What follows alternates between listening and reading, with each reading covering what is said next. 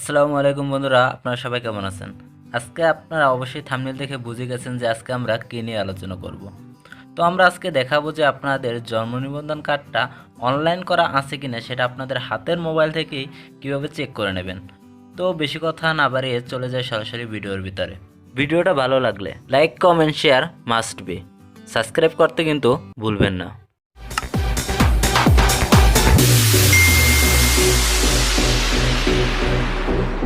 আপনারা ফোনের ক্রোম ব্রাউজারটাকে প্রথমেই সিলেক্ট করে নেবেন। তারপর এর উপর ক্লিক করে সার্চ বক্সে লিখবেন বার্থ সার্টিফিকেট। তো আমি এখানে সাইডে লিখেও দিচ্ছি, আপনার এটা লিখে আপনার সার্চ দিয়ে দেবেন। তো আমি বার্থ সার্টিফিকেট লিখে এখন সার্চ দিয়ে দিলাম। তো সার্চ দেওয়ার পরে ফার্স্টে যে লিঙ্কটা আসবে, দেখেন এখানে লিঙ্কটা আসছে বার্থ অ্যান্ড ডেথ ভেরিফিকেশন জন্ম নিবন্ধন। সো এর উপরে ক্লিক করে নেবেন। এর উপরে ক্লিক করার পর এখানে তিনটে অপশন আছে। তো একটা হলো বার্থ রেজিস্ট্রেশন নাম্বার, একটা হলো আপনার জন্ম তারিখ, আর একটা হলো একটা ক্যাপচার আছে। যে ক্যাপচারটা থাকবে ওই ক্যাপচার অনুযায়ী ওখানে বসিয়ে দেবেন। তো আমি রেজিস্ট্রেশন নাম্বারটা বসাইছি। আপনাদের কিন্তু জন্ম নিবন্ধন কার্ডে 17 ডিজিট একটা নাম্বার আছে, সেটা বসাই নেবেন।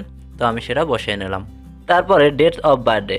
সো প্রথমে ডেট অফ বার্থডে সালটা বসাবেন, তারপর মাস, তারপরে দিন। তো সেটা বসালেন।